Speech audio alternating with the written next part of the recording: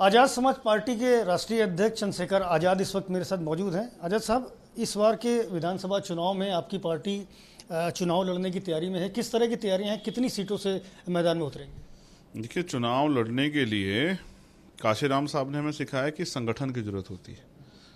जब आपका बूथ मजबूत होता है, बूथ पे आपका सक्रिय कार्यकर्ता होता है, वो सक्रिय कार्यकर्ता जो बूथ पे रहने वाले लोगों को अपनी पार्टी के प्रति, उस संगठन के प्रति, विचारधारा के प्रति तैयार करता है। तो ये लोकतंत्र है, जिसके पास ज़्यादा वोट होता है उसका शासन होता है। तो हमने बूथ तैयार किया, हमने ब्लॉक तैयार किया, हमने तहसील तैयार की है, हमने विधानसभा तैयार की, जिला तैयार किया। तो हमने 403 विधानसभाओं पे पिछले 5 साल में भीमार में आज़ाद समाज पार्टी का संगठन तैयार किया है।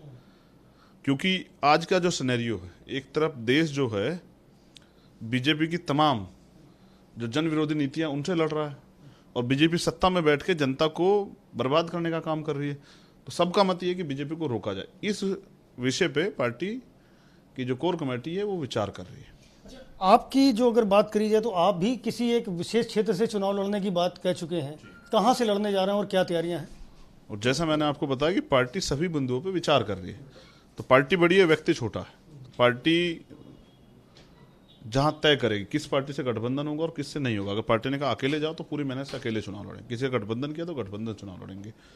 रही बात दूसरी, मेरे लिए व्यक्तिगत रूप से आज सुबह मेरी किसी साथी से बात हुई तो मैंने इच्छा जताई। उन्होंने पूछा कि चंद्रशेखर चुनाव लड़ेंगे, तो हमने कहा कि अगर चंद्रशेखर को पार्टी इजाजत देगी तो चंद्रशेखर लड़ेंगे उत्तर प्रदेश के जो मुख्यमंत्री योगी आदित्यनाथ उनके खिलाफ। क्योंकि जब 69,000 शिक्षक भर्ती में घोटाला हुआ, वो बच्चे अपने हक की लड़ाई के लिए वहाँ बैठे हुए थे। पिछले वर्ग आयोग की रिपोर्ट भी आ गई। और जब वो बहनें हमारी मुक्ता कुशवाहा और तमाम बहनें जब वो जाती थी योगी जी के पास न्याय मांगने के लिए या बीजेपी कार्यालय, तो उनको पीटा जाता था, जातिगत गालियां दी जाती थी। एक भाई जो है अपनी बहनों के दर्द को समझता है। मैंने उनसे वादा किया था कि मैं प्रयास करूंगा कि ऐसे मुख्यमंत्री उत्तर प्रदेश दोबारा ना आए। तो वो उनका मुख्यमंत्री फेस है।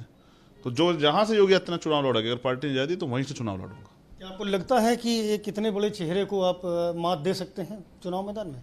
देखिए, मैं समझता हूं कि चेहरा तो उनको पिछड़े वर्ग के लोगों ने बनाया। पिछला जो चुनाव था पिछले वर्ग के एक नेता के नाम पे चुनाव हुआ था पूरा। पिछले वर्ग को लोगों को लगा कि बीजेपी चलो अपनी स्ट्रेटेजी बदल रही है, इसमें पिछले वर्ग के व्यक्ति मुख्यमंत्री बनाया तो नहीं, फिर उनके साथ धोखा कर लिया पिछले वर्ग के लोगों के साथ। अब मैं समझता हूं कि चेहरे की बात, तो चेहरे में तो मैं उनसे बढ़ा, क्योंकि जिस वो जाति से आता है अगर उस हिसाब से देखोगे तो उनका 7 या 8% वोट है, मैं 20-22% वोट वाली समाज से आता हूं। अगर आप ये कहेंगे कि मैंने अपने दम पे पूरे देश में भीम आर्मी नामक जो है संगठन खड़ा किया, 16 प्रदेशों में अभी हमारी आज़ाद समाज पार्टी टीम काम कर रही है, तो उनको अवसर मिला है। तो अगर आप इस अवसर की वजह से उनको बड़ा मान रहे हैं तो मैं समझता हूं कि ये मेरे साथ धोखा हो रहा है। मेरे काम से आप देखिए ना, उनको वो मठ से, और पहले थे वहाँ दूसरे जो मठाधीश थे वो वहाँ से MP बनते हैं, उस अवसर पर वो आगे बढ़े हैं।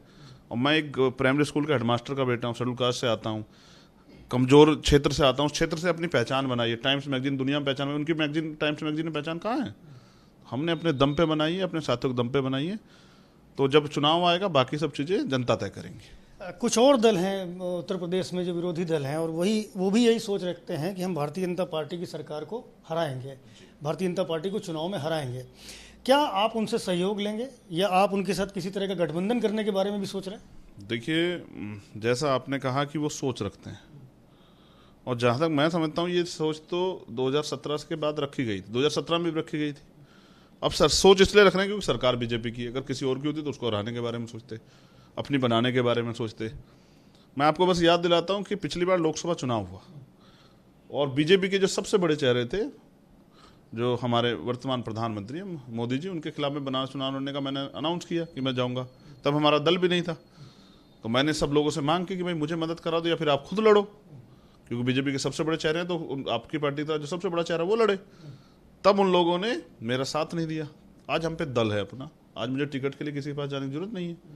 अगर पार्टी तय कर देगी तो वहीं चुनाव लड़ जाएंगे। इस बार, पिछली बार बहन जी ने भी ट्वीट कर दिया था कि चंद्रशेखर लड़ेंगे तो मोदी जी आराम से जीत जाएंगे, वोट का बंटवारा हो जाएगा। इस बार वो भी नहीं गया, क्योंकि आज लोकतांत्रिक देश है, संवैधानिक अधिकार है, हमारी पार्टी है, पार्टी लड़ाएगी तो हमें किसी पूछने की जरूरत थोड़ी है। प्रयास ये रहेगा कि जो लोग बीजेपी को रोकना चाहते हैं, अगर वो अपने दलों से जिसको सबसे प्रमुख व्यक्ति मानते हैं, क्या तो वो उनका व्यक्ति लड़े, तब तो मैं मान जाऊं कि बीजेपी को, योगी जी को रोकना चाहते हैं। अगर वो योगी जी को वॉक ओवर देना चाहते हैं तो अलग बात है, मगर मैं वॉक ओवर नहीं दूंगा। हमारे लोगों के हत्यारे कई दल ऐसे हैं, ओम प्रकाश राजभर का दल है, या और महान दल है, छोटे छोटे कई सारे दल समाजवादी पार्टी के साथ गठबंधन करके चुनाव लड़ने जा रहे हैं, हम बिल्कुल स्पेसिफिक सवाल पूछूंगा, क्या आज़ाद समाज पार्टी भी समाजवादी पार्टी के साथ मिलकर चुनाव लड़ने के कुछ मूड में है, कुछ प्लान है? देखिए, ये तय करने का काम कोर कमेटी के लोगों का है।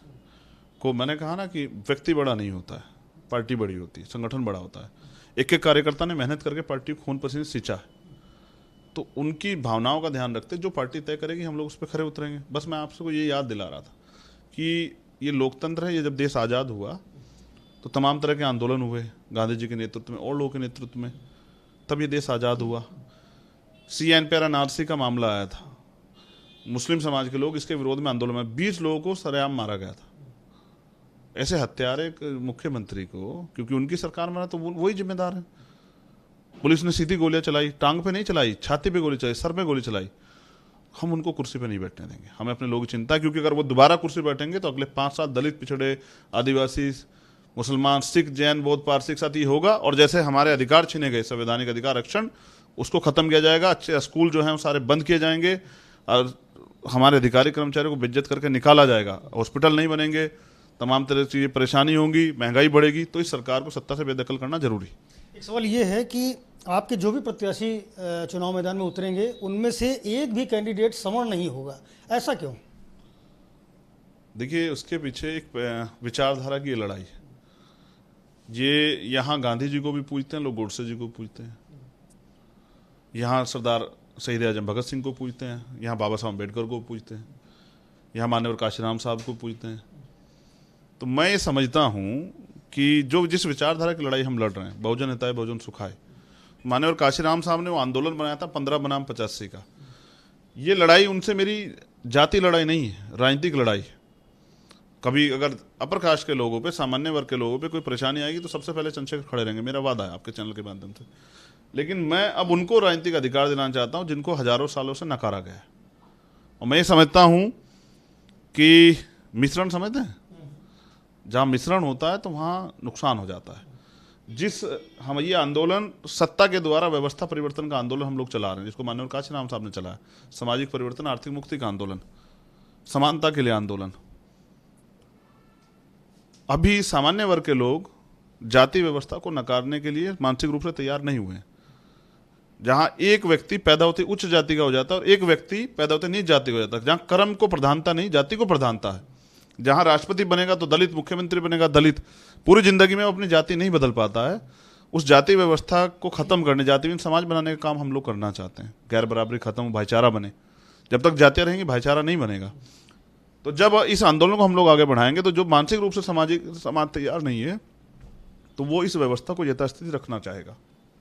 बाबा साहब अम्बेडकर हिंदू धर्म में सुधार के लिए लड़ते रहे, जब सुधार नहीं कर पाए तो उन्होंने बौद्ध धर्म ग्रहण कर लिया। मान्यवर काशीराम साहब RPM में सुधार के लिए लड़ते रहे, नहीं कर पाए तो फिर अपनी पार्टी बना दी। मैं भी BSP में सुधार के लिए लड़ता रहा, नहीं कर पाया तो फिर आजाद समाज पार्टी बना दी उनके आंदोलन को आगे बढ़ाने के लिए कि उनका आंदोलन जिंदा रहे। तो उनके आंदोलन को जिंदा रखते हुए मैं समझता हूं कि जब तक सामान्य वर्ग के लोग मानसिक रूप से इस बात को के लिए तैयार ना हो जाए, तब तक हमें अपने आंदोलन को जिंदा रखने के लिए 15 बनाम 85 की इस मूवमेंट को चलाना चाहिए। और तभी भाईचारा बने, क्योंकि कमजोर ताकतों में कोई भाईचारा नहीं बनता। जिस दिन शासन व्यवस्था, राज व्यवस्था बहुजन समाज के पास आएगी तो तब उनके हितों की रक्षा होगी और उनके लिए कानून बनेंगे, तब वो तरक्की के रास्ते पे आगे बढ़ेंगे। बहुत शुक्रिया आपसे बात करने के लिए। आज़ाद समाज पार्टी के राष्ट्रीय अध्यक्ष चंद्रशेखर आज़ाद हैं, बेहद स्पष्टवादी नजरिया रखते हैं। साफ कहना है कि बहुजन समाज की लड़ाई के लिए ये उनका आंदोलन है, कोई राजनीतिक दल नहीं है। और इस लड़ाई को वो लगातार जारी रखेंगे। जहाँ तक उनके व्यक्तिगत चुनाव लड़ने की बात है तो उनकी हार्दिक इच्छा है कि वो उत्तर प्रदेश के मुख्यमंत्री योगी आदित्यनाथ के विरुद्ध चुनाव मैदान में उतरेंगे। ये अलग बात है कि ये सारी चीज़ें पार्टी की कोर कमेटी तय करेगी। कैमरामैन फैसल के साथ संजय त्रिपाठी, ABP न्यूज़, लखनऊ।